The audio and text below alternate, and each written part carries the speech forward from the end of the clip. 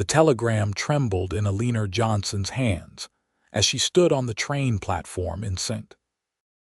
Louis, Missouri, watching the westbound locomotive belch steam into the gray March sky of 1882. And she wondered if she had just made the biggest mistake of her 21 years by agreeing to become a mail-order bride to a complete stranger in the Arizona Territory. The advertisement had been simple, almost brutally so. Rancher seeks wife. Hard work expected. Room and board provided. Eleanor had written back immediately, desperate to escape the textile mill where she had worked 16-hour days since she was 14, where the air was thick with cotton dust and the foreman's wandering hands. When the reply came from Clayton Bennett, along with a ticket to Apache Junction, she had packed her few belongings without hesitation. The letter had been brief, explaining only that his ranch was several hours outside town and that he needed someone who could handle ranch life. Eleanor had assumed that meant she would be more servant than wife, cooking and cleaning while he went about his business. She had accepted that fate as better than the alternative. Now, as the conductor called for final boarding, Eleanor clutched her worn carpetbag and climbed aboard, finding a seat by the window. The journey would take weeks, changing trains multiple times, winding through territories she had only read about in discarded newspapers. She pressed her forehead against the cool glass and watched St. Louis disappear behind her, taking with it everything she had ever known. The woman beside her, a matronly figure with kind eyes, noticed her distress. "First time traveling west, dear," Eleanor nodded, not trusting her voice. "I can always tell. You have that look, like you are leaving everything behind but do not quite know what you are heading toward." The woman patted her hand. "My name is Margaret.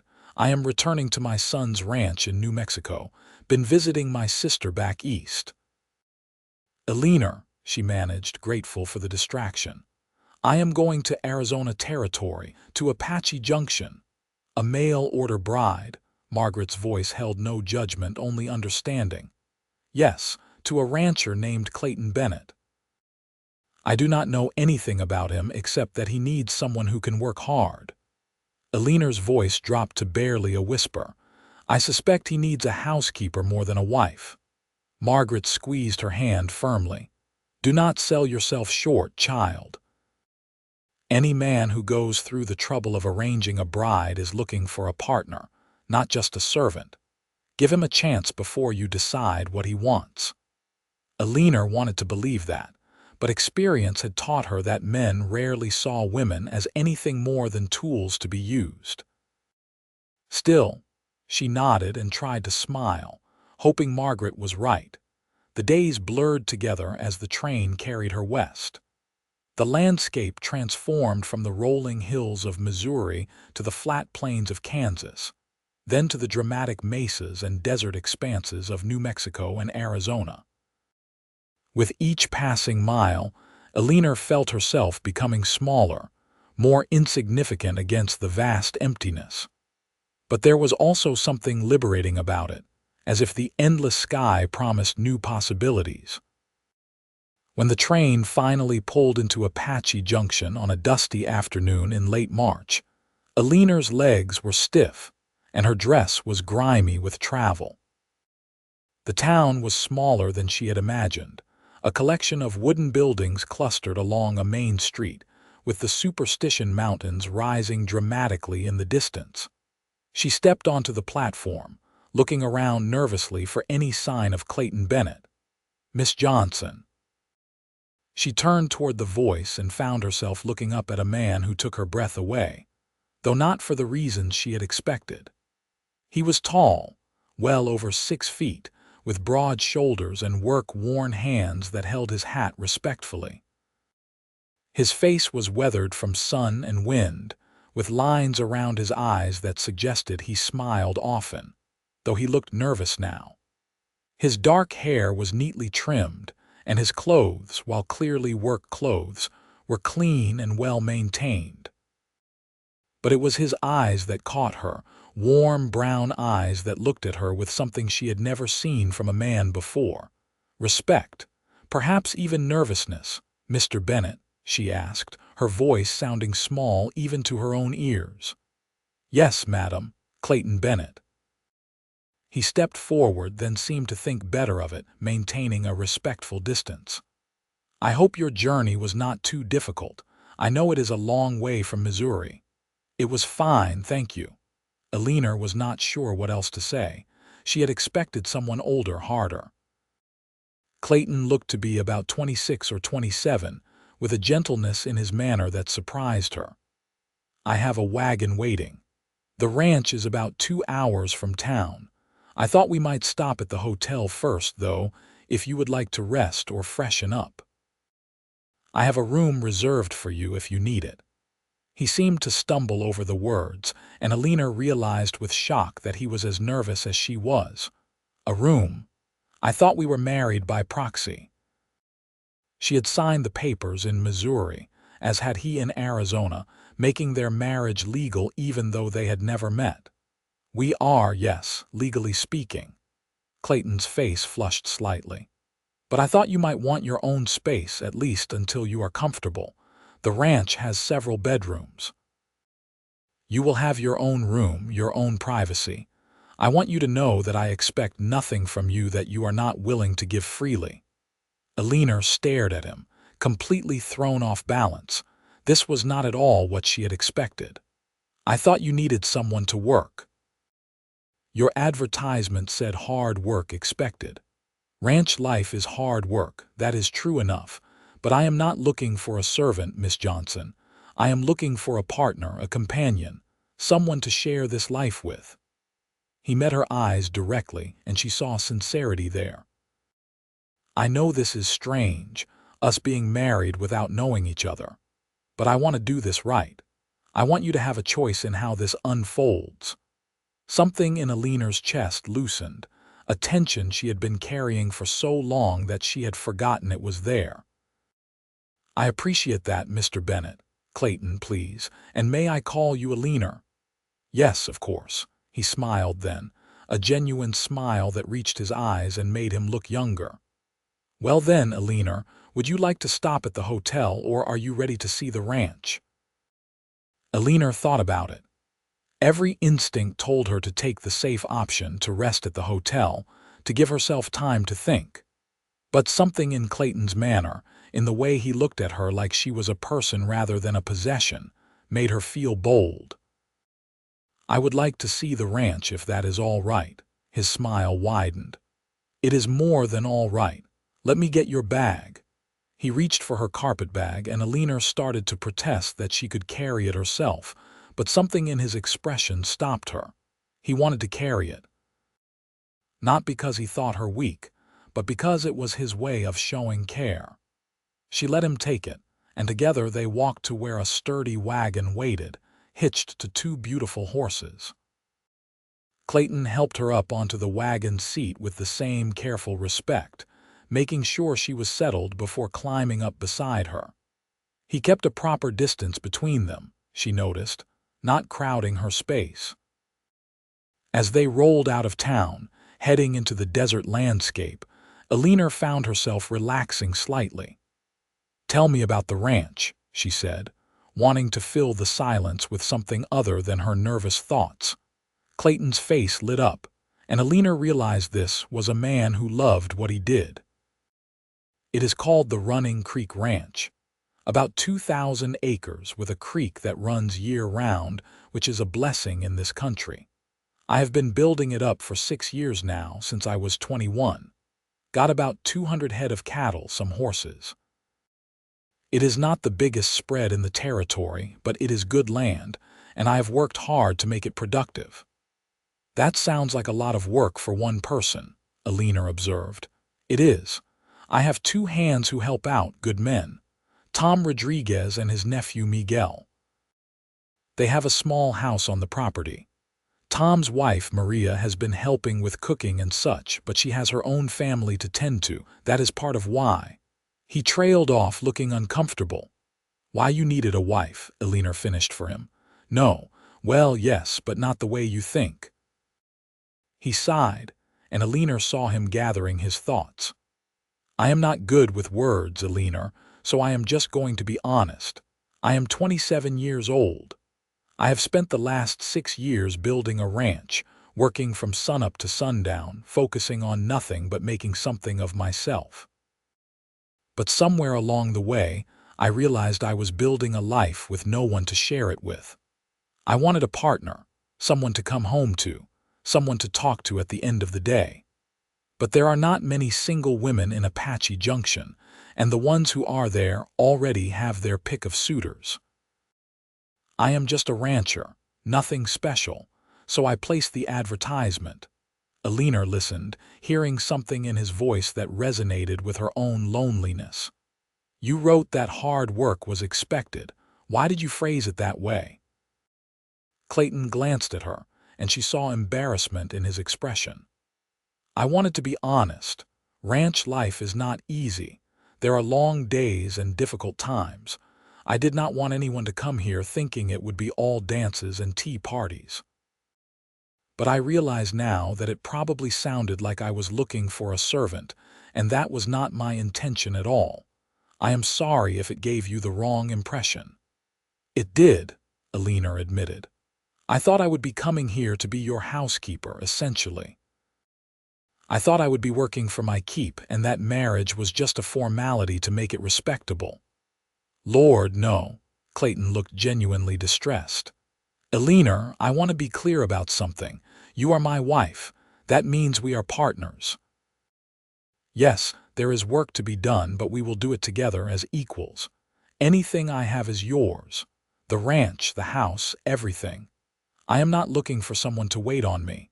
I am looking for someone to build a life with.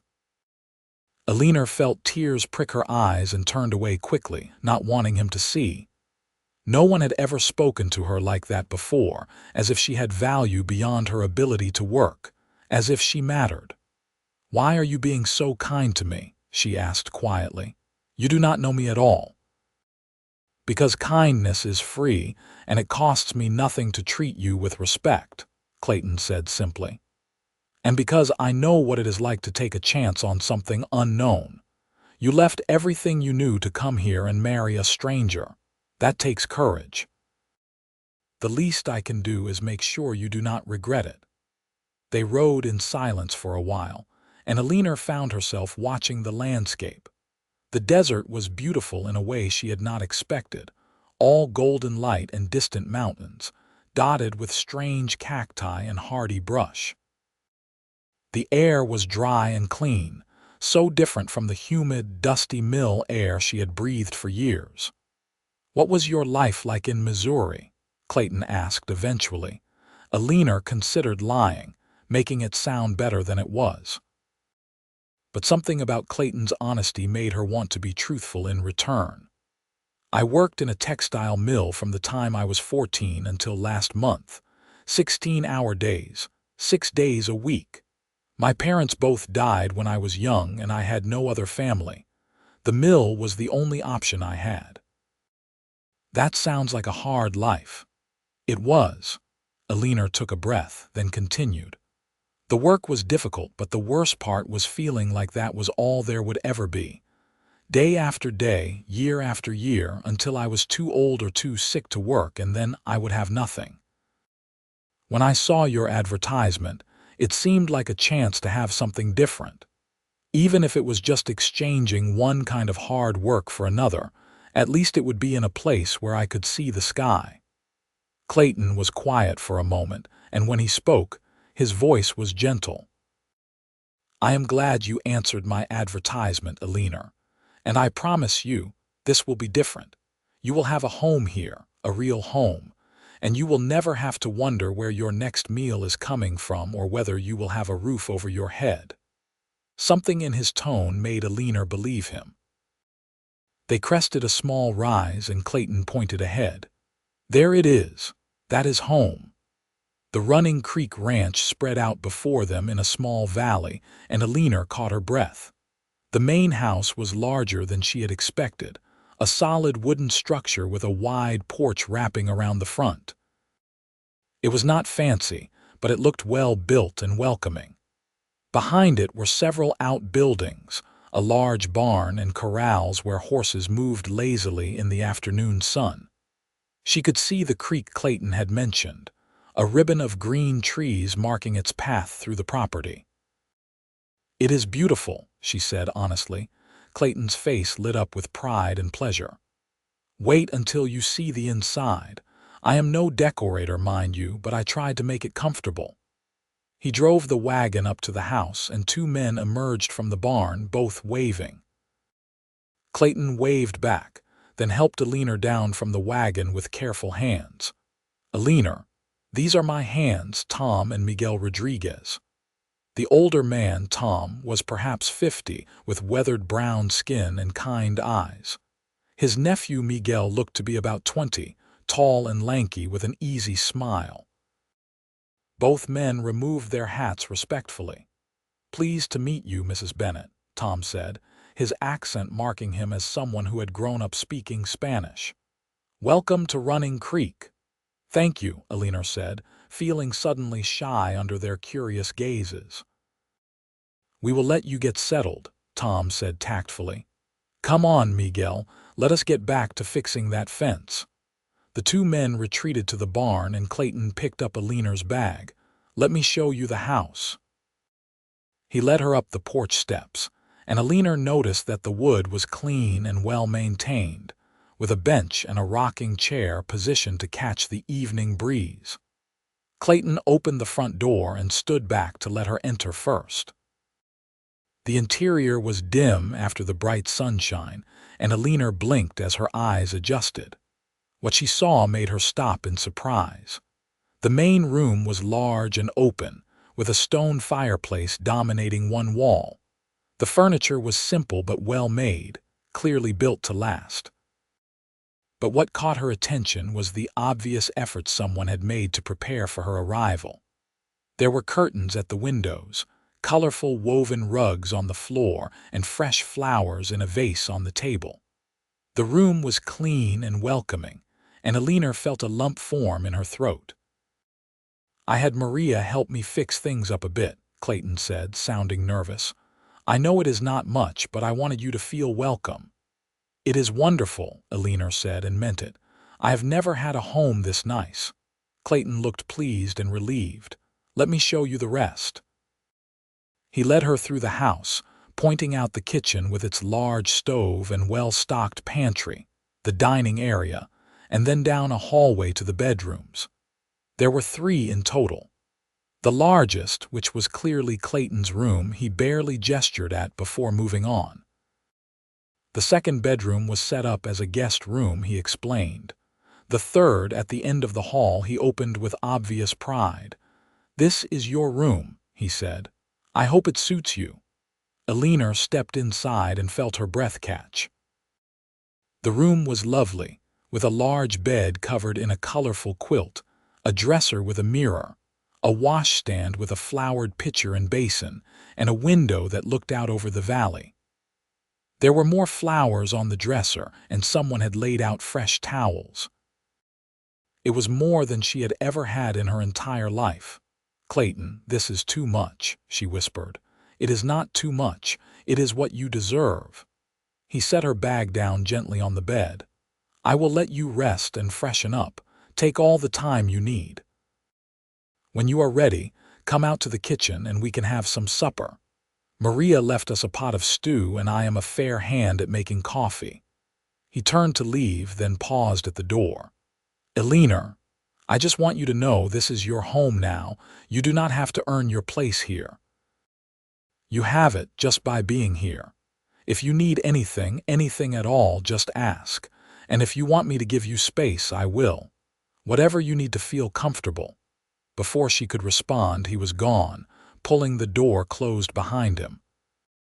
Eleanor stood in the middle of the room, surrounded by more comfort and kindness than she had known in years, and finally let the tears fall. After she had washed her face and changed into a clean dress, Eleanor took a few minutes to sit on the bed and collect herself. Everything about this situation was so different from what she had expected. Clayton was not the gruff, demanding rancher she had imagined. He was kind and thoughtful, treating her with a respect that felt almost overwhelming. She did not know how to respond to it, how to be in this new situation. But she was hungry, and the smell of stew drifting down the hallway was enticing. Eleanor stood, smoothed her dress, and made her way to the kitchen. Clayton was at the stove, stirring the pot of stew, and he turned with a smile when she entered. "Good timing. I just got this heated up. Have a seat, and I will dish us up some bowls." Eleanor sat at the kitchen table, watching as Clayton moved around the space with easy familiarity. He set a bowl of steaming stew in front of her, along with thick slices of bread and butter, then poured her a cup of coffee before serving himself and sitting down across from her. "Go ahead," he urged. "Maria is an excellent cook." The stew was delicious, rich with beef and vegetables, and Eleanor realized she had not had a proper meal in days. She ate hungrily, and Clayton seemed pleased by her appetite. "Tell me about the ranch," Eleanor said between bites. "What does a typical day look like?" Clayton leaned back, cradling his coffee cup. "Well, I am usually up around 5, getting the animals fed and checking on the herd. Tom and Miguel help with that. There is always something that needs fixing, fences or equipment or buildings. This time of year we are getting ready for spring calving, so there is a lot of checking on the cows, making sure they are healthy. In the summer, we will drive some of the cattle to market. Fall is branding and preparation for winter. Winter is mostly just keeping everything and everyone alive through the cold." "Where do I fit into that?" Eleanor asked, genuinely curious. "Wherever you want to fit," Clayton said. "There is plenty of work in the house, cooking and cleaning and such, if that is what you want to do.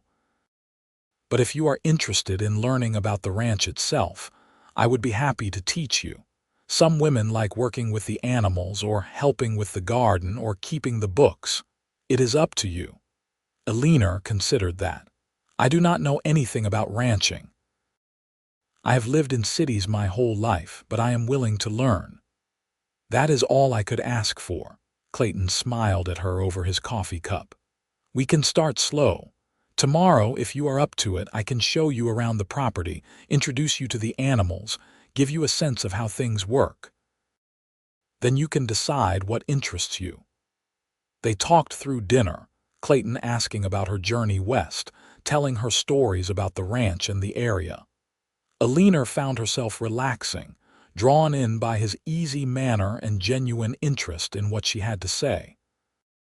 When the meal was finished, she automatically stood to clear the dishes, but Clayton stopped her. "You have had a long journey. Why do not you rest and I will clean up?" "I can help," Eleanor protested. "I am not an invalid." "I know you are not, but you are tired and there is no rush. We have all the time in the world to figure out how to share the work." He took the dishes from her gently. "Go sit on the porch if you like. Watch the sunset. It is beautiful out here in the evenings." Eleanor wanted to argue, but the truth was she was exhausted both physically and emotionally. She nodded and made her way out to the front porch, settling into the rocking chair. The sun was setting behind the Superstition Mountains, painting the sky in shades of orange and pink and purple. The air was cooling rapidly, and she could hear the evening sounds of the ranch settling down for the night. Cattle lowing in the distance, horses moving in the corral, the creek gurgling softly. Clayton joined her a few minutes later, carrying 2 cups of coffee. He handed her one and leaned against the porch railing, looking out over his land. "This is my favorite time of day," he said quietly. "When the work is done and everything is peaceful. This is why I do it, why I work so hard, for moments like this." Eleanor sipped her coffee and watched the colors deepen in the sky. "I can see why. It is beautiful." They sat in comfortable silence for a while, and Eleanor found herself studying Clayton in the fading light. He was a handsome man, she realized, though not in the polished way of city men. His handsomeness came from strength and character, from the way he carried himself with quiet confidence. And there was something deeply appealing about the way he looked at his land, with pride and love and deep satisfaction. "Clayton, can I ask you something?" she said eventually. "Of course." "Why did you not just court someone local? Why go through all the trouble of finding a mail-order bride?" He was quiet for a moment, and Eleanor worried she had overstepped. But then he spoke, his voice thoughtful. "I told you there are not many single women in Apache Junction, and that is true. But the real reason is that I am not good at courting. I do not know how to make small talk at dances, or how to charm someone with pretty words. I am just a rancher who works hard and comes home dirty and tired. I figured any woman I met locally would see that and look for someone better. But through letters, I could be honest about who I am and what I have to offer.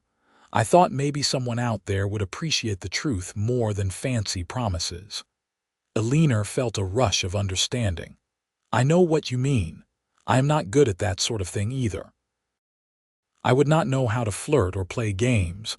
I just know how to work hard and be honest." "Then we are well matched," Clayton said, and she could hear the smile in his voice. As darkness fell completely, Clayton straightened. "I should let you get some rest. Tomorrow will be a full day if you are up for a tour of the ranch." "I am up for it," Eleanor assured him. "And Clayton, thank you for everything, for being kind, for giving me a real home. It means more than I can say." He looked at her seriously, his eyes dark in the dim light. "You do not have to thank me for treating you decently, Eleanor. That should be the baseline, not something special, but you are welcome all the same. Sleep well." He went inside, and Eleanor sat for a few more minutes, marveling at how much her life had changed in just a few hours. Then she too went inside, made her way to her beautiful new room, and fell into the most comfortable bed she had ever known. The next morning, Eleanor woke to unfamiliar sounds and golden light streaming through her window. For a moment, she was disoriented, not remembering where she was. Then it all came back to her, and she sat up quickly. What time was it? She had always woken before dawn at the mill, and she felt guilty sleeping past sunrise. She dressed quickly and hurried to the kitchen, expecting to find Clayton already gone for the day. Instead, she found him at the stove, cooking eggs and bacon, the smell rich and inviting. "Good morning," he said cheerfully. "I hope you slept well." "I did. Too well, I think. I should have been up earlier to help with breakfast." "Nonsense. You were exhausted from traveling. And like I said yesterday, we have time to figure all that out. No rush." He gestured to the table. "Sit down. Breakfast is almost ready." They ate together, and Eleanor found herself telling Clayton about her dreams the night before, silly things that made him laugh. He told her his plans for the day, which included showing her around the ranch as promised. After breakfast, Clayton did let Eleanor help with the dishes, and they worked side by side in easy silence. Then he handed her a hat, a wide-brimmed thing that would protect her face from the sun. "It might be a bit big, but it will keep you from burning. The sun out here is no joke." They walked out into the bright morning, and Clayton began the tour. He showed her the barn first, introducing her to the horses. There was a beautiful Palomino mare that immediately caught Eleanor's attention. "That is Daisy," Clayton said. "She is gentle as a lamb. If you want to learn to ride, she would be perfect for you." "I have never been on a horse," Eleanor admitted. "Well, we can fix that whenever you are ready. No pressure." He showed her the chickens, which she would be responsible for, he said, only if she wanted to be. He showed her the garden plot, which would need planting soon. He walked her along the creek, pointing out the boundaries of his property, explaining his plans for the future. And through it all, he treated her like an equal, asking her opinion, listening when she spoke, never talking down to her or dismissing her questions. They stopped by the Rodriguez house, a small but tidy structure near the barn, and Maria came out to greet them. She was a plump, cheerful woman in her 50s who immediately embraced Eleanor like an old friend. "I am so glad Clayton has found someone," she said warmly. "He has been alone too long. You come to me if you need anything, yes, or if he gives you any trouble." She shook a playful finger at Clayton, who laughed. "I will behave, Maria, I promise."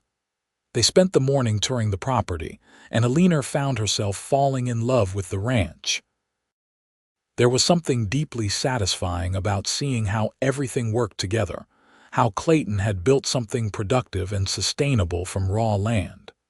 She could see the pride he took in it, and the respect Tom and Miguel had for him as they worked. Over the next few days, Eleanor settled into a routine. She and Clayton worked out a division of labor that felt natural, with her taking over most of the cooking and indoor work while he handled the outdoor labor. But he always made time to teach her things, showing her how to gather eggs without frightening the chickens, how to tell if a vegetable was ripe, how to read the weather by watching the sky. In the evenings, they would sit on the porch together, talking about everything and nothing. Clayton told her about growing up on a small farm in Texas, about coming to Arizona territory with nothing but a horse and a dream. Eleanor told him about her parents, who had died in a factory fire when she was young, about the years in the orphanage and then the mill. She found herself sharing things she had never told anyone, and Clayton listened with genuine interest and compassion. Slowly, Eleanor realized that what had started as a marriage of convenience was becoming something more. She looked forward to seeing Clayton each morning, enjoyed their conversations, appreciated the way he treated her with such consistent kindness and respect. And she noticed the way he looked at her sometimes, with warmth and something deeper that made her heart flutter. One evening, about 2 weeks after her arrival, they were sitting on the porch watching the stars emerge when Clayton spoke. "Eleanor, I want to tell you something, and I hope it does not make you uncomfortable." She turned to look at him, suddenly nervous. "What is it?" "I am glad you came here. Not just because I needed help or companionship, but because of who you are. You are smart and capable and kind. You work hard, but you also see the beauty in things. You make this house feel like a home in a way it never did before." He paused, then continued softly. "I guess what I am trying to say is that I care about you, truly care about you. Not just as a wife in name, but as a person I am coming to know and love." Eleanor felt her heart racing. "Clayton, I care about you too. These past 2 weeks have been the happiest of my life. I came here expecting to be a servant, but you have treated me like a queen. You have given me respect and kindness and patience. You have given me a home and a place to belong. I do not know exactly what this is between us, but I know I do not want it to end." Clayton reached across the space between them and took her hand gently. "It does not have to end. We can take this as slow as you need. But I want you to know that I am falling in love with you, Eleanor, truly and completely." "I am falling in love with you too," Eleanor whispered, and saying the words out loud made them real in a way that terrified and thrilled her. Clayton stood, still holding her hand, and pulled her gently to her feet. "May I kiss you?" Eleanor nodded, unable to speak, and Clayton leaned down slowly, giving her every chance to pull away. When his lips met hers, it was soft and sweet, a gentle exploration rather than a demand. Eleanor felt something unlock inside her, a wall she had built around her heart crumbling. She kissed him back, and when they finally pulled apart, they were both smiling. "That was my first kiss," Eleanor admitted shyly. "Then I am honored to have been the one to give it to you," Clayton said. "And I promise to spend the rest of my life making sure you are as happy as you make me." From that night on, something shifted between them. They were still respectful of each other's space, still maintaining separate bedrooms, but there was a new intimacy to their interactions. Clayton would kiss her goodbye in the mornings and hello in the evenings. They would hold hands on the porch, or he would put his arm around her shoulders when the night grew cold.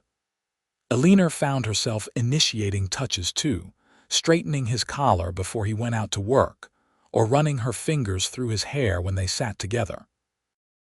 1 month after Eleanor's arrival, Clayton asked if she would like to go into town with him to pick up supplies. Eleanor was nervous about meeting more people, but she agreed. They took the wagon into Apache Junction on a bright April morning, and Eleanor marveled at how much more comfortable she felt now compared to the day she had arrived. In town, Clayton introduced her to the shopkeeper, the blacksmith, and several other ranchers and their wives. Everyone was friendly and welcoming, if a bit curious about the mail-order bride. Clayton stayed close to her side, his hand at the small of her back, making it clear that she was important to him. At the general store, while Clayton was discussing something with the proprietor, Eleanor browsed the shelves. She found herself drawn to the fabric section, running her hands over the bolts of cloth. She had not sewn anything in years, not since the mill where sewing was labor rather than pleasure. "See something you like?" Clayton appeared at her elbow, just looking. "Some of these fabrics are beautiful." "Pick out whatever you want," Clayton said. "You could make yourself a new dress or curtains or whatever you like." "I do not need anything," Eleanor protested. "Maybe not, but that does not mean you cannot have something nice." He smiled at her. "Please, Eleanor, let me do this for you." She selected a few yards of a soft blue cotton that matched her eyes and some thread. Clayton paid without comment, then surprised her by adding a bolt of ribbon and some lace trim. "For the dress," he explained. On the way home, Eleanor found herself thinking about how much her life had changed. A few months ago, she had been working herself to exhaustion in a mill, with no hope of anything better. Now she was married to a kind, handsome man who treated her with love and respect, living on a beautiful ranch, with the freedom to pursue her own interests. It felt like a dream. "What are you thinking about?" Clayton asked, noticing her expression. "About how lucky I am," Eleanor said honestly. "About how glad I am that I answered your advertisement." "I am the lucky one," Clayton said firmly. "I got a beautiful, intelligent wife who makes me smile every day. I am the luckiest man in the Arizona Territory." Back at the ranch, Eleanor began working on her new dress in the evenings, sitting on the porch while Clayton worked on repairing tack or doing other small tasks nearby. They would talk while they worked, sharing stories and dreams for the future. Clayton spoke about expanding the herd, maybe getting some sheep as well. Eleanor talked about planting a bigger garden, maybe getting some fruit trees started. "This is our life together," Clayton said one evening. "Everything we build together. Your dreams are as important as mine." As April turned to May, the ranch came alive with activity. The calving season began, and Clayton was out at all hours checking on the cows. Eleanor helped where she could, learning to bottle feed a calf whose mother had died, helping Maria prepare meals for the hands who were working long hours. One night, Clayton came in exhausted and worried. "We have a cow in trouble," he explained. "She is trying to deliver, but the calf is breached. I am going to have to help her, but it is going to take a while." "Can I help?"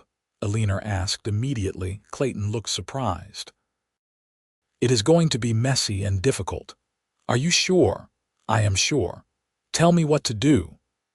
They worked through the night together, Clayton with his hand inside the cow, trying to turn the calf, Eleanor holding the lantern and offering water and encouragement.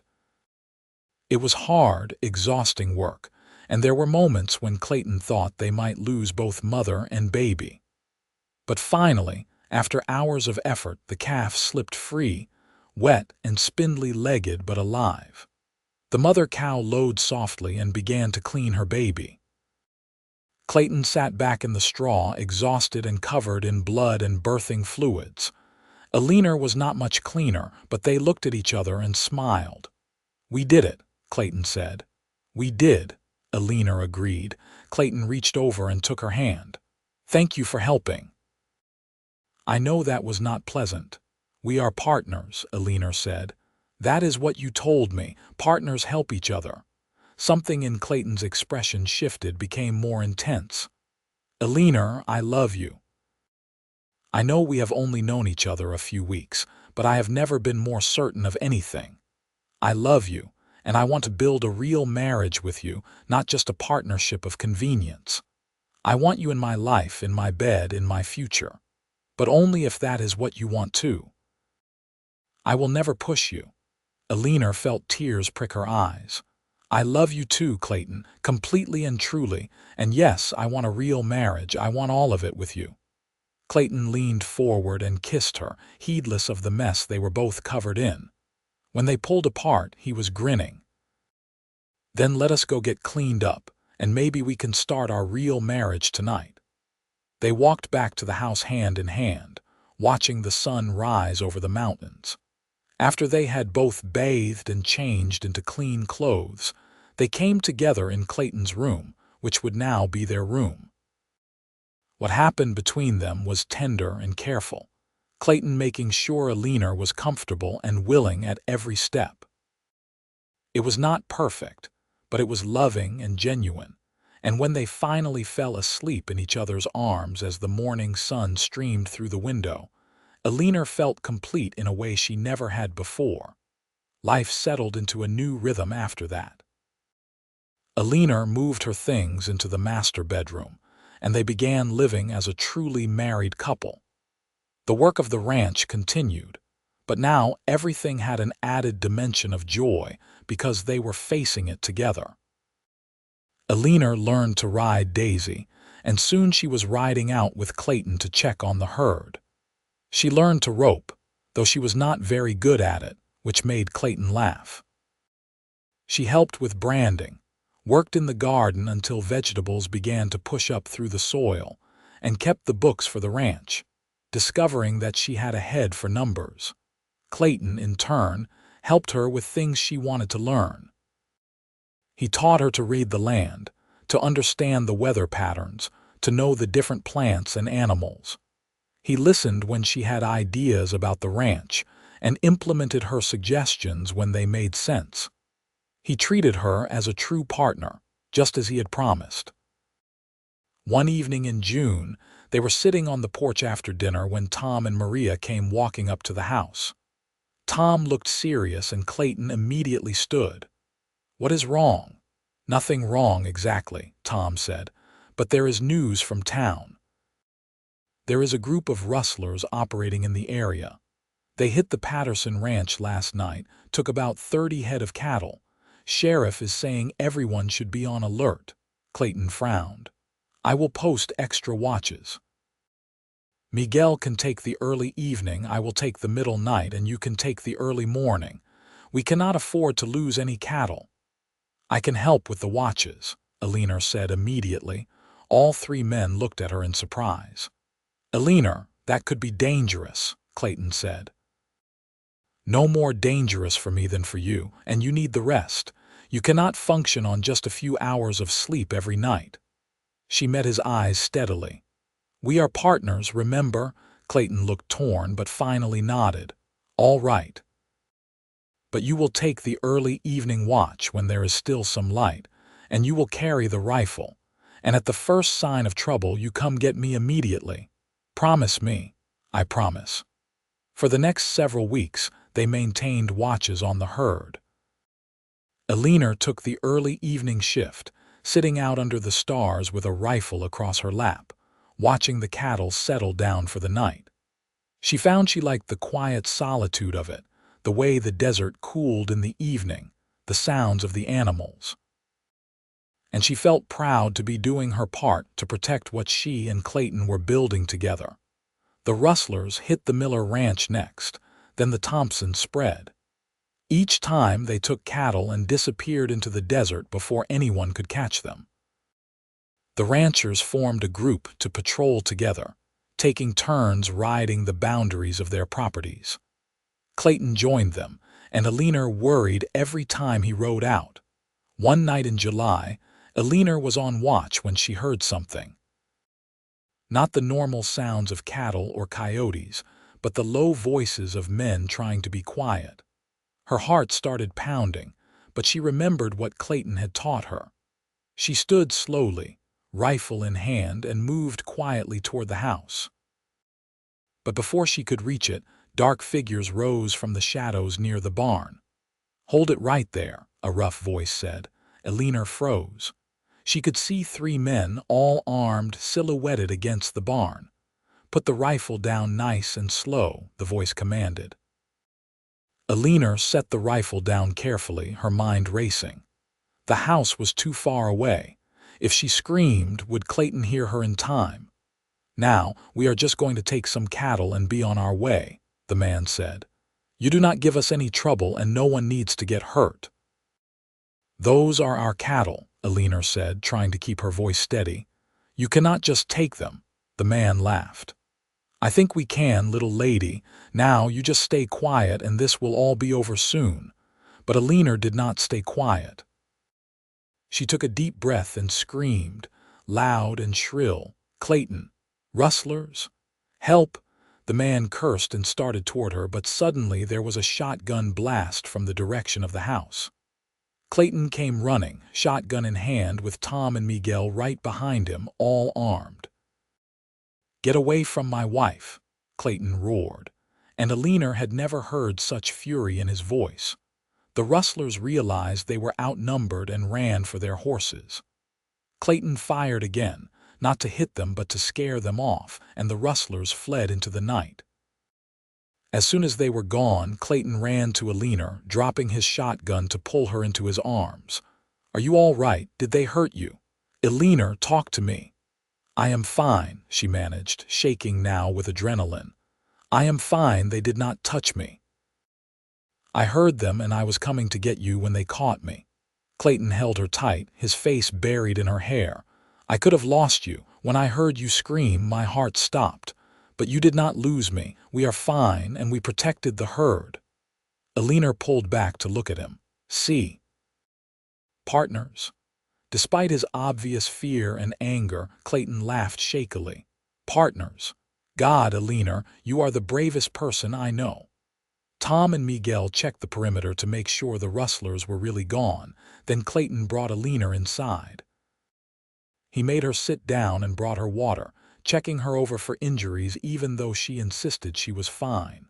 Finally, when he was convinced she was unhurt, he sat down beside her and pulled her close.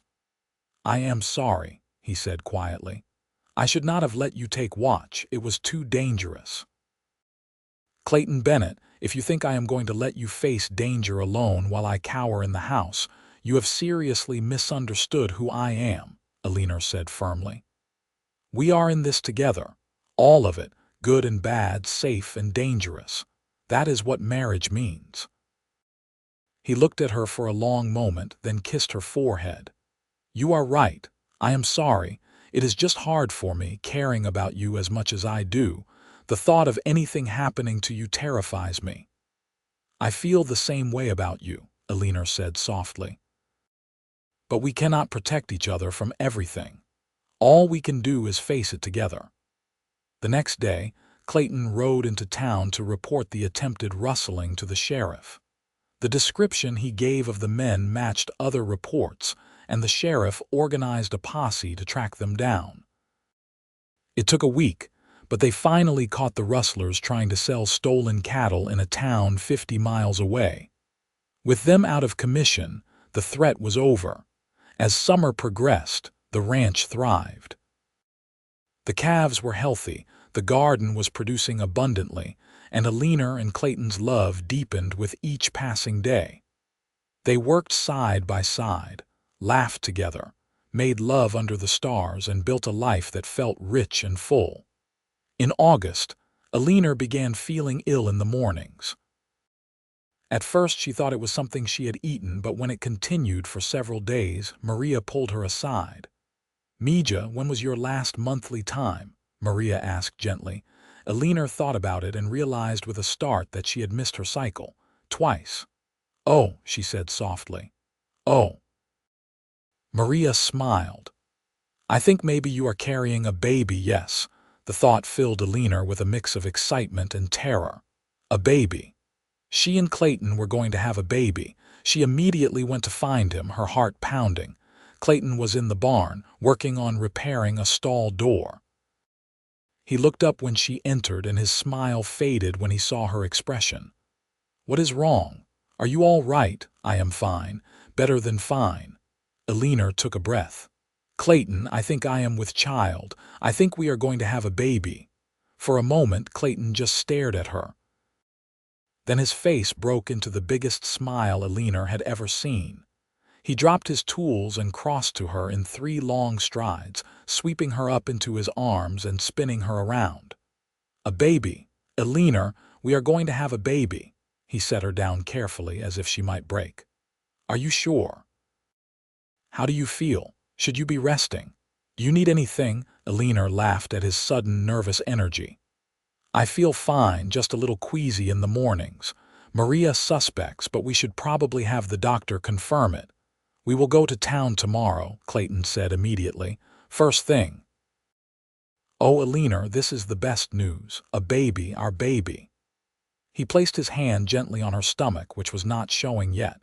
I love you so much. You have made my life complete in every way. I love you too, Eleanor said, placing her hand over his. And yes, this is wonderful news. Terrifying, but wonderful. The doctor in Apache Junction confirmed what Maria had suspected. Eleanor was indeed with child, about 2 months along, due in February. Clayton was beside himself with joy and worry, suddenly treating Eleanor like she was made of glass. She had to firmly remind him several times that she was pregnant, not dying, and could still do her regular work. But as autumn arrived and Eleanor's belly began to swell, she did find herself tiring more easily. Clayton took on more of the household tasks without complaint, and Maria visited more often to help. Tom and Miguel were both excited about the coming baby, and Miguel's wife, Carmen, who had recently moved to the ranch from Mexico, became a close friend to Eleanor. The ranch was doing well financially. They sold cattle at a good price in October, and Clayton used some of the profit to buy more land and expand the herd. But he also surprised Eleanor by bringing home a beautiful cradle he had ordered from a craftsman in town. For the baby, he said, setting it beside their bed. I know it is early still, but I could not resist. Eleanor ran her hand over the smooth wood, marveling at the intricate carvings. It is beautiful. Our baby is so lucky to have you as a father. As winter approached, they settled in for the cold months. Eleanor spent her time sewing baby clothes and preparing the house for their new arrival.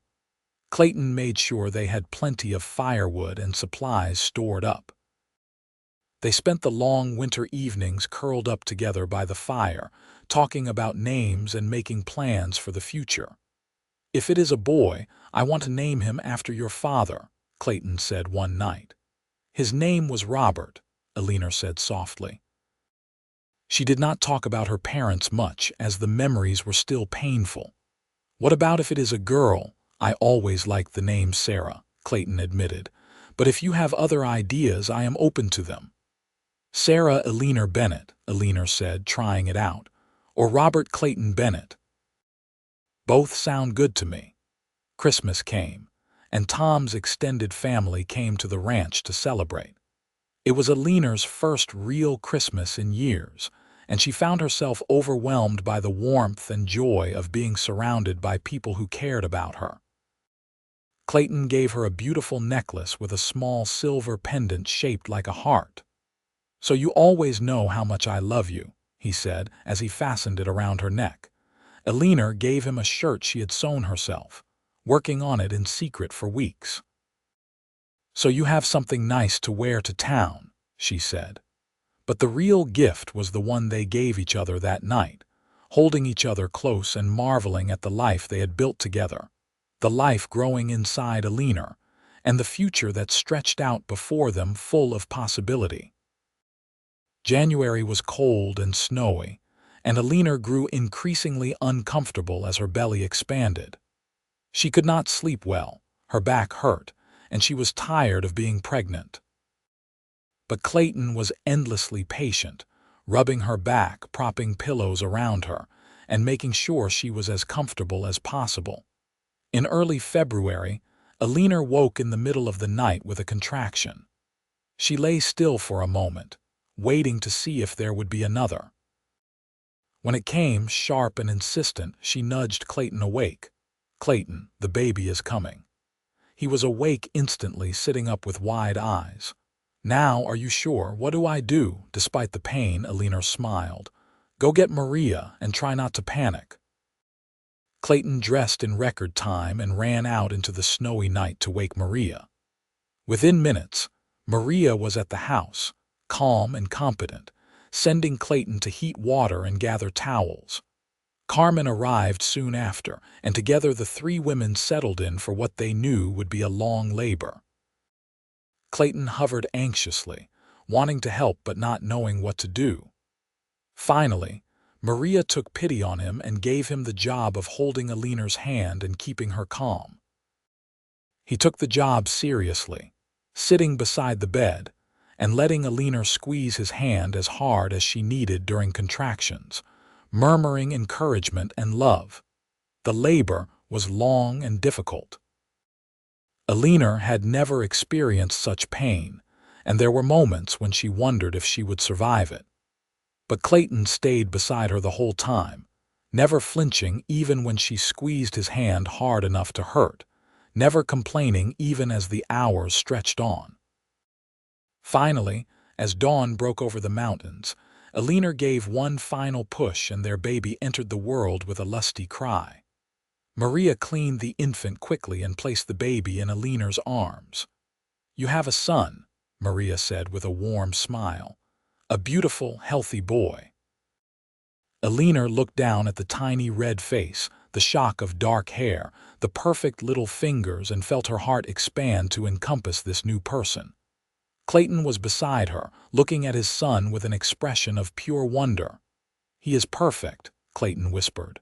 "Eleanor, you are amazing." "You did it. Look at him. Look at our son."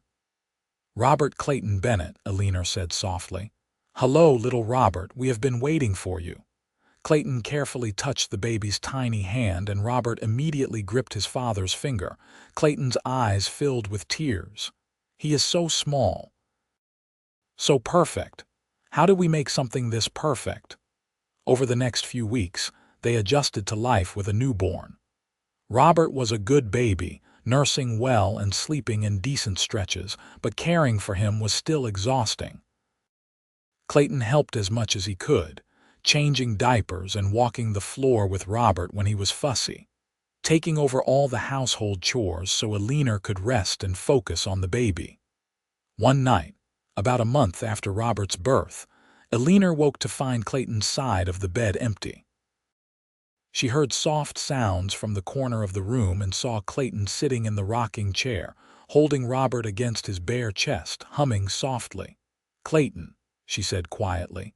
He looked over at her and smiled. "I am sorry, did we wake you? He was fussing and I did not want him to disturb you." "You need your rest."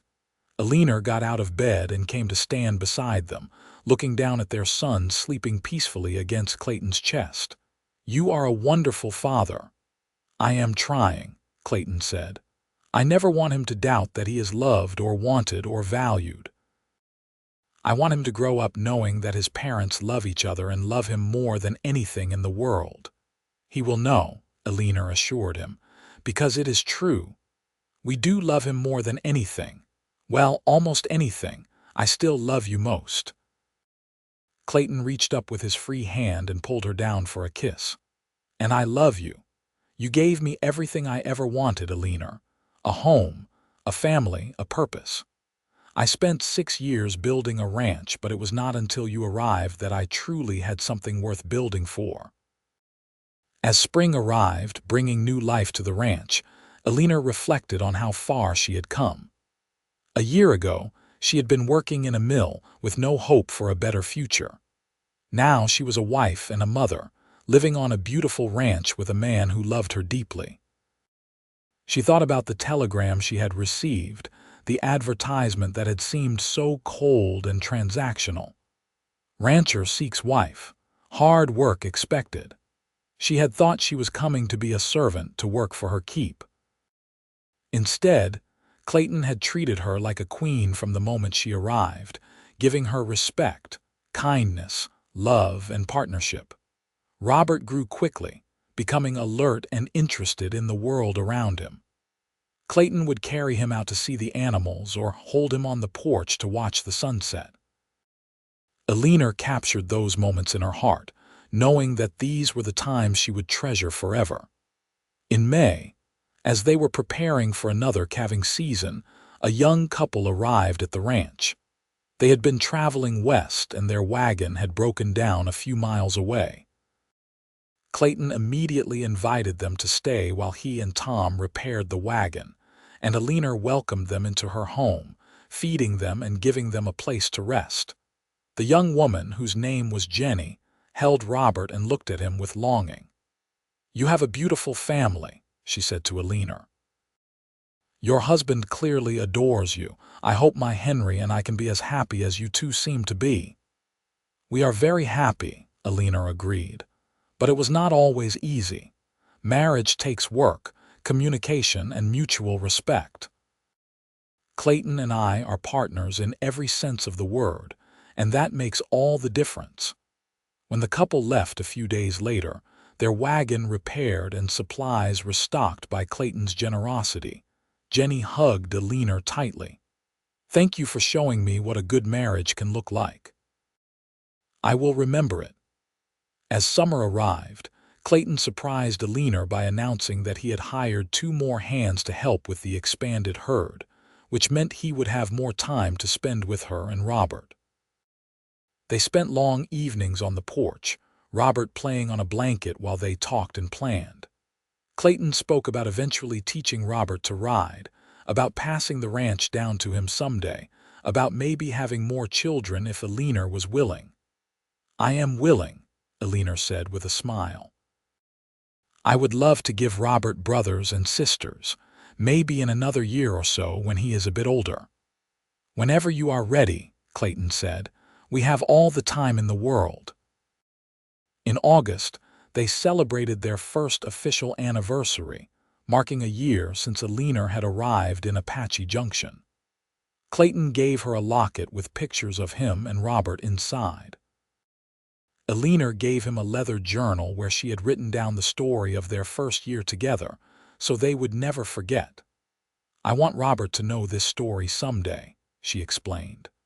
"I want him to know how his parents met and fell in love. I want him to understand that sometimes taking a chance on the unknown leads to the most beautiful outcomes." Clayton read the journal that night, his eyes getting misty as he relived their journey. When he finished, he set it aside carefully and pulled Eleanor into his arms. "You have given me so much, Eleanor, more than I ever dreamed of having, and I promise I will spend the rest of my life making sure you know how precious you are to me, how much I love you, how grateful I am that you took a chance on a simple rancher who did not know how to court a woman properly." "You courted me perfectly," Eleanor said. "With respect and kindness and honesty. You showed me who you were, and you gave me the space to become who I needed to be. That is the greatest gift anyone has ever given me."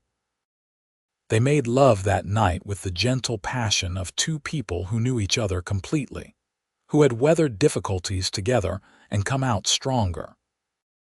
And afterward, lying in each other's arms while Robert slept peacefully in his cradle, Eleanor felt a contentment so deep it almost overwhelmed her. The years passed in a rhythm of seasons and growth. Robert grew into a bright, energetic toddler who followed his father everywhere, wanting to help with every task. In the spring of 1884, Eleanor gave birth to their second child, a daughter they named Sarah, who had Eleanor's blue eyes and Clayton's dark hair. In 1886, another son arrived, whom they named Thomas after Tom Rodriguez, who had become like family to them. The ranch continued to prosper. Clayton's hard work and fair dealing earned him respect in the community, and the Running Creek Ranch became known as one of the most successful operations in the territory. But Clayton never let success change who he was.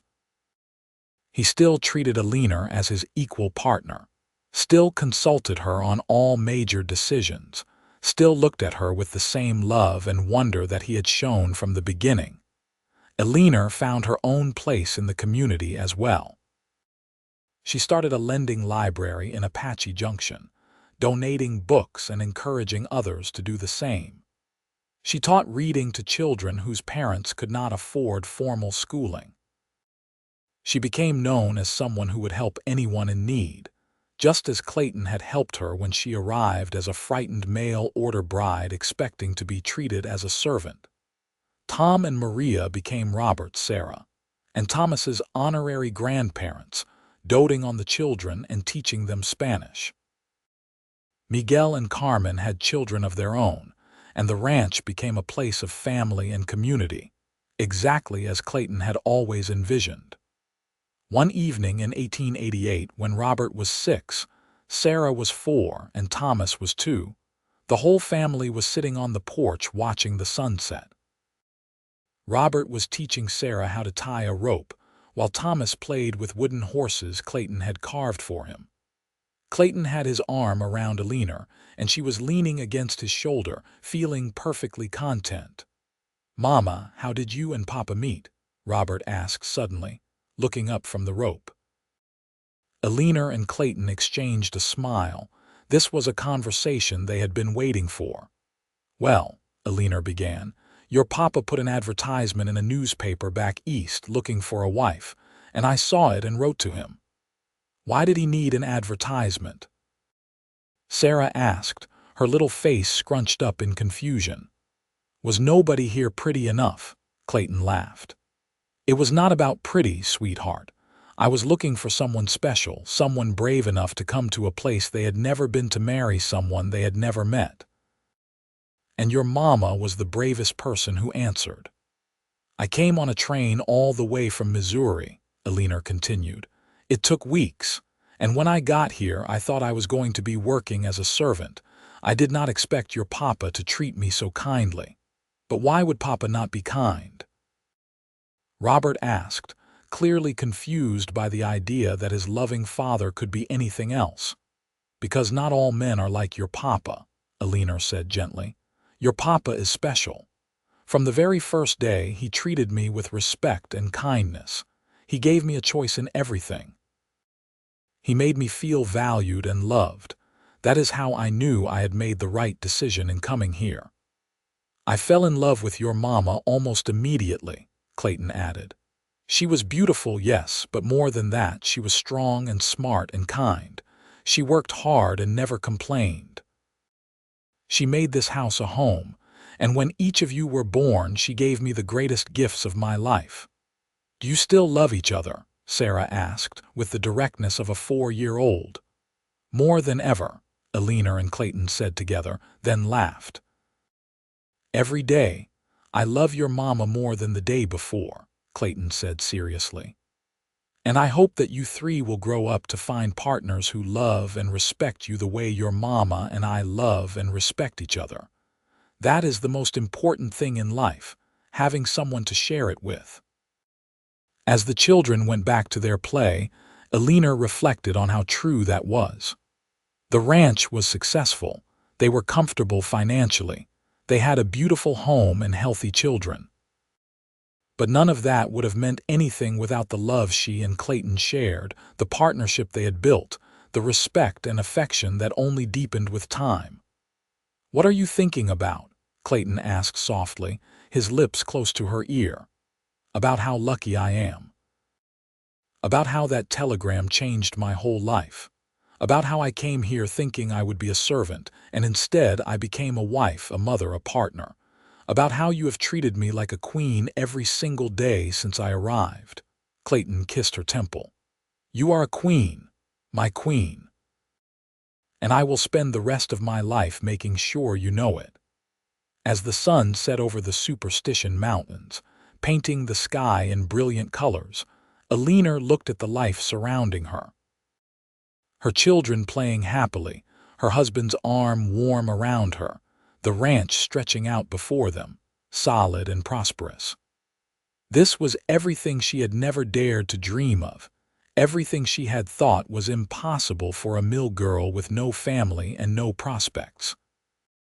But she had taken a chance, answered an advertisement, and traveled across the country to marry a stranger. And that stranger had turned out to be the love of her life, a man who saw her value when she had not seen it herself, who treated her as an equal when the world had taught her she was less, who loved her unconditionally and completely. The years continued to pass in happiness and prosperity. The children grew, each developing their own personalities and interests. Robert showed an early aptitude for ranching, following his father everywhere and learning everything he could about cattle and horses and land management. Sarah was more interested in books and learning, spending hours in the library Eleanor had started, reading everything she could get her hands on. Thomas was the adventurous one, always getting into mischief, exploring every corner of the ranch, bringing home injured animals to nurse back to health. In 1890, Eleanor gave birth to twins, another boy and girl whom they named Michael and Grace. The house was full and chaotic and loud, and Eleanor loved every minute of it. Clayton built an addition onto the house to accommodate their growing family, and hired more hands to help with the ranch so he could spend more time with his children. "I do not want to miss any of this," he told Eleanor. "I want to be there for every moment, every milestone. The ranch is important, but my family is everything." Eleanor fell in love with him all over again every time he said things like that, every time he proved that his priorities were exactly where they should be. The ranch continued to grow and prosper. Clayton's reputation for honesty and quality spread, and running creek beef was sought after throughout the territory. But success never changed him. He still treated his workers with respect, paid them fairly, and helped them when they needed it. He became known as a man of his word, someone who could be trusted completely.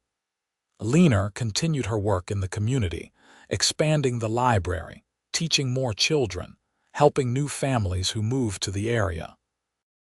She became a leader among the women of Apache Junction, someone people turned to for advice and assistance. But she always made sure her primary focus was her family, her children, and her husband. In 1891, Arizona was still a territory, but there was talk of statehood. Clayton and Eleanor attended town meetings, discussing the future of the region they now called home. They were invested in the community, in building something that would last beyond their lifetimes, something they could pass on to their children and grandchildren. One evening, as they sat on the porch, the children finally in bed after much excitement and storytelling, Clayton took Eleanor's hand. "You ever regret it?" he asked quietly. "Coming here, marrying me, giving up whatever other life you might have had?" Eleanor looked at him in surprise. "Regret it, Clayton? What other life? Working myself to death in a mill, ending up sick or injured with no one to care for me. What I have here with you is beyond anything I could have imagined. I regret nothing. How could I when I have been so blessed?" "I just want to make sure you are happy," Clayton said. "That is all I have ever wanted from the moment you stepped off that train. Your happiness is my greatest goal." "I am happy," Eleanor assured him, deliriously, completely happy. "I have a husband who loves me, who respects me, who treats me as an equal partner. I have 5 beautiful children who are healthy and smart and kind. I have a home, a community, a purpose. What more could anyone want? I love you, Clayton said simply. More than I can ever express in words. You made my life complete, Eleanor. Before you came, I had a ranch, but not a home. I had success, but not joy. You brought light and love and laughter into my life, and I will never be able to thank you enough for that. You do not need to thank me, Eleanor said softly. You gave me the same things. You gave me dignity when I had none. You gave me respect when I expected servitude. You gave me love when I thought I was unlovable. We saved each other, Clayton. That is what makes this so special. They sat in comfortable silence, holding hands and watching the stars emerge. This had become their ritual over the years, this quiet time together after the children were in bed, when they could reconnect and remember why they had chosen each other.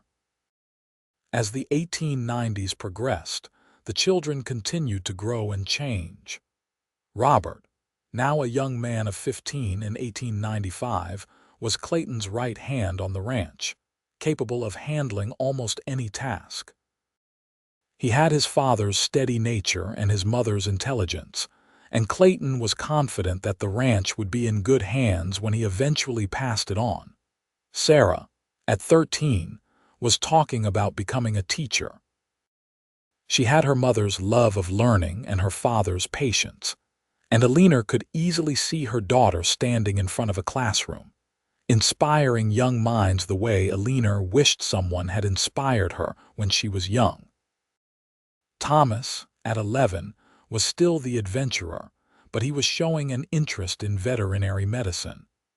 He had a natural way with animals, able to calm even the most skittish horse or frightened cow.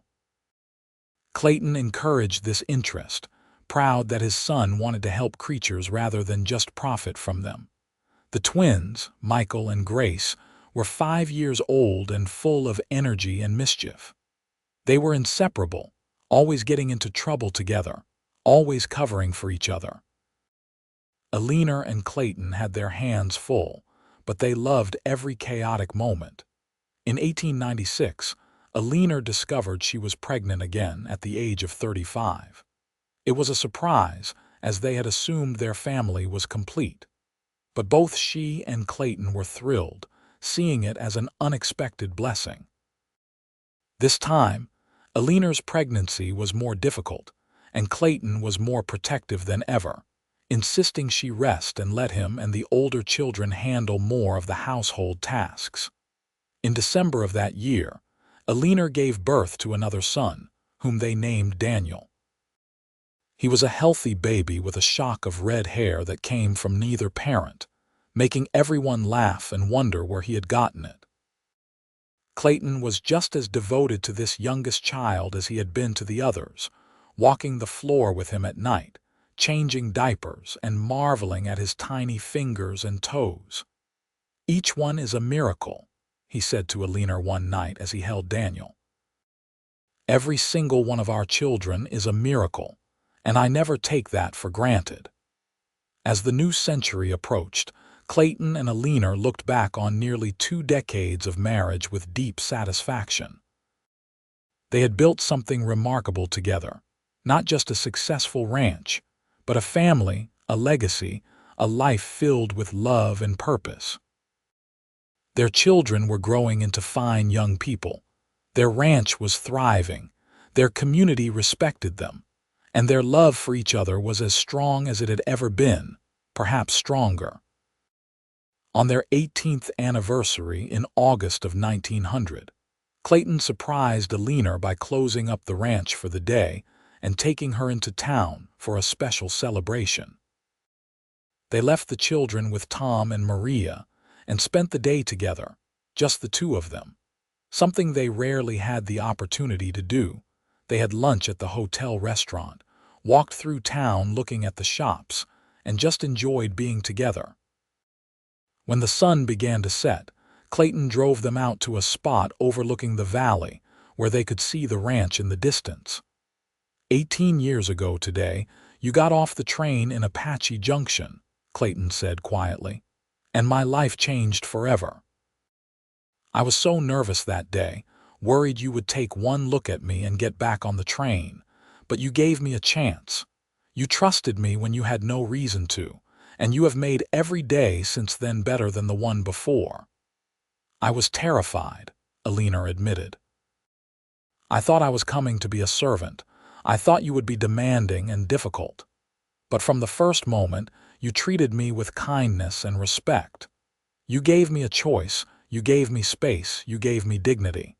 You changed my life too, Clayton. You showed me what love is supposed to look like." Clayton pulled a small box from his pocket. "I got you something. It is not much, but I wanted you to have it." Eleanor opened the box to find a ring, a beautiful gold band with small diamonds set around it. "Clayton, it is beautiful. I wanted to replace the plain band I gave you when we got married," he explained. "You deserve something beautiful, something that reflects how precious you are to me." Eleanor let him slip the ring on her finger next to her original wedding band, tears streaming down her face. "I love it. But Clayton, you have already given me everything. You have given me a life beyond my wildest dreams. And you have given me the same," Clayton said. He pulled her close and kissed her, soft and sweet, just as he had kissed her on this same spot all those years ago when they first admitted their love for each other. As they drove home in the twilight, Eleanor reflected on their journey.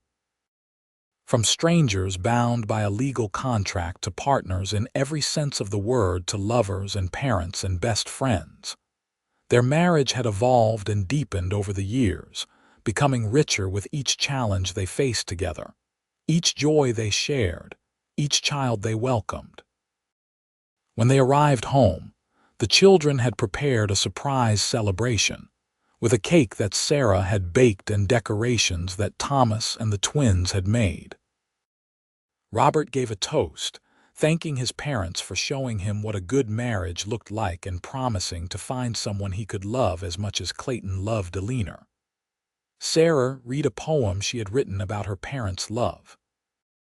Even little Daniel, not quite 4 years old, sang a song he had learned for the occasion. Eleanor looked around the room at her family, at the faces she loved more than anything in the world, and felt overwhelmed with gratitude. This was her life now. Not the grinding poverty and loneliness of the mill, but this warmth and love and belonging. And it had all started with a simple telegram, a train ride west, and a man who had treated her not as the servant she expected to be, but as the queen she deserved to be recognized as. The years continued to flow past, each one bringing new milestones and memories. Robert married a rancher's daughter from a neighboring property in 1902, and they built a house on the far side of Running Creek land, planning to eventually take over part of the ranch. Sarah went to Teachers College in Tucson, graduated with honors, and returned to Apache Junction to teach at the town school. Thomas headed east to veterinary school, determined to bring modern animal medicine to the Arizona territory. The twins, Michael and Grace, were inseparable through their teenage years, both showing an interest in business and numbers. Eleanor taught them bookkeeping, and they took over managing the ranch accounts, freeing up Clayton to focus on the actual ranching. Daniel, the unexpected blessing of Eleanor's later years, grew into a quiet, thoughtful boy who loved to read and write, often sitting on the porch with his mother while she tended her garden, telling her stories he had written. In 1905, Eleanor became a grandmother for the first time when Robert and his wife welcomed a daughter. Holding her granddaughter for the first time, Eleanor was struck by the circle of life, by how much had changed since that terrified young woman stepped off the train in Apache Junction all those years ago. Now she was 54 years old, a wife and mother and grandmother, secure in the love of her family and the life she had built. Clayton, at 60, was still actively involved in running the ranch, though he was starting to slow down a bit. His hair was more silver than dark now, and there were more lines on his face, but to Eleanor he was as handsome as ever. And the way he looked at her had never changed, still filled with love and wonder and deep respect. "You are still the most beautiful woman I have ever seen," he would tell her, and she would laugh and tell him he needed glasses. But she knew he meant it. Their physical attraction had never faded, but it had been joined by something deeper, a connection of souls and minds and hearts that transcended the physical. They knew each other completely, could communicate with just a glance, could anticipate each other's needs and wants. They were two parts of a whole, and neither could imagine life without the other. In 1907, Sarah married a fellow teacher, and they moved to Phoenix, where there were more opportunities for both of them. Thomas returned from veterinary school and set up practice in Apache Junction, quickly becoming the most sought-after animal doctor in the region. Michael and Grace, now young adults, were talking about starting a freight business, using their understanding of numbers and logistics to help transport goods across the growing state. Yes, state. In 1912, Arizona finally became a state rather than a territory, and Clayton and Eleanor stood with their children and grandchildren to watch the celebration in Apache Junction. It felt symbolic somehow, as if their own journey of growth and development was mirrored in the growth and development of the place they called home. Daniel, at 16, announced that he wanted to be a writer, and Eleanor encouraged him wholeheartedly. "Tell stories that matter," she told him. "Tell stories about real people and real love and real life. The world needs those stories." As the years passed, Eleanor and Clayton gradually handed over more of the ranch responsibilities to Robert and the other children. They had earned their rest, everyone agreed, though neither of them could fully retire. The ranch was too much a part of who they were. But they did take more time for themselves, for quiet mornings on the porch with coffee, for rides out to check on the property just to enjoy the scenery rather than work, for long conversations about everything and nothing. They celebrated each anniversary with gratitude, each birthday as a blessing, each ordinary day as a gift. In 1920, they celebrated their 38th wedding anniversary surrounded by 5 children, 12 grandchildren, and a growing number of great-grandchildren. The house was full of noise and laughter and love, 3 generations of the family they had created together.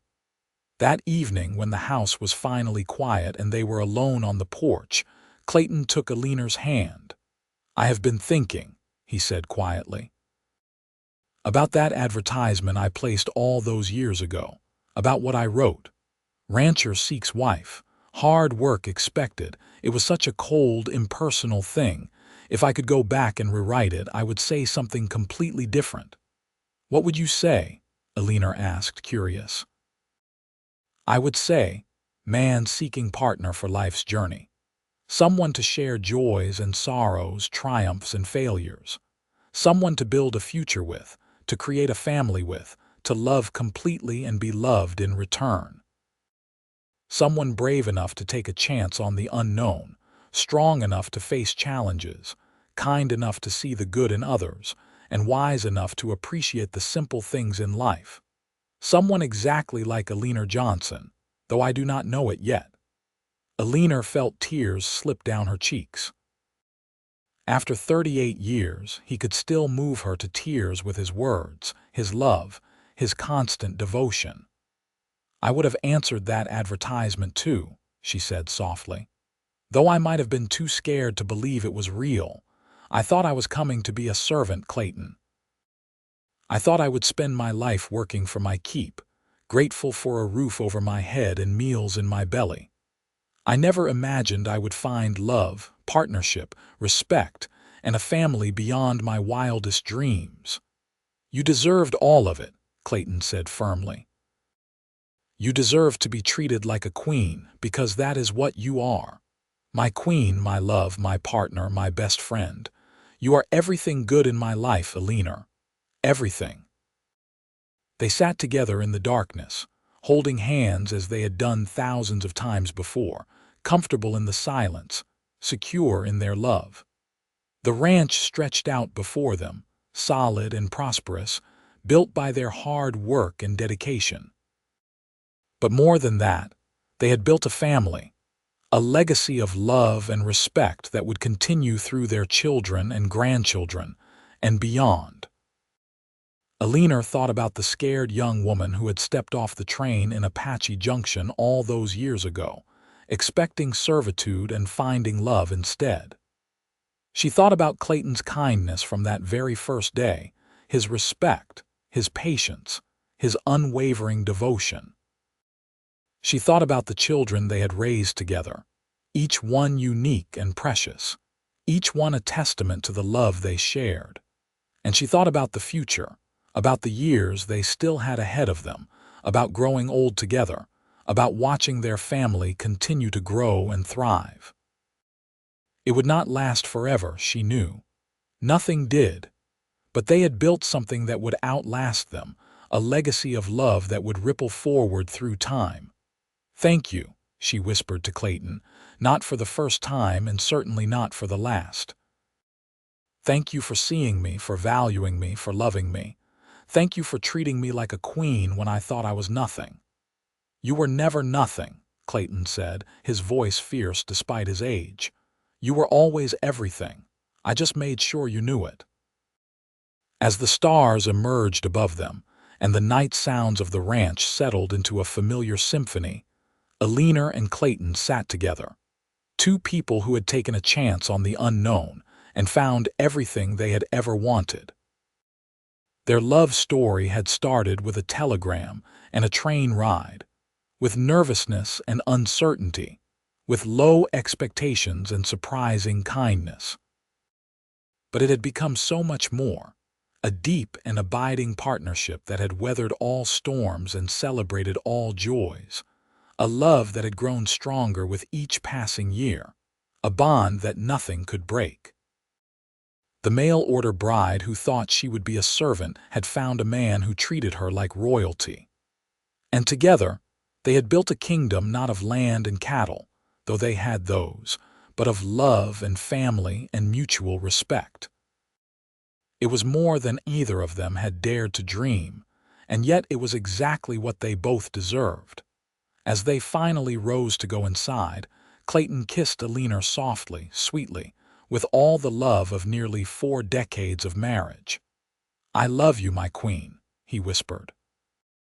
"And I love you, my king," Eleanor replied, and hand in hand, they walked into the house they had made a home, ready for whatever the future would bring, knowing that as long as they faced it together, they could handle anything. Their story had begun with uncertainty, but it had become a testament to the power of respect, kindness, and true partnership. And it would continue through their children and grandchildren and beyond, a legacy of love that would never fade. The end.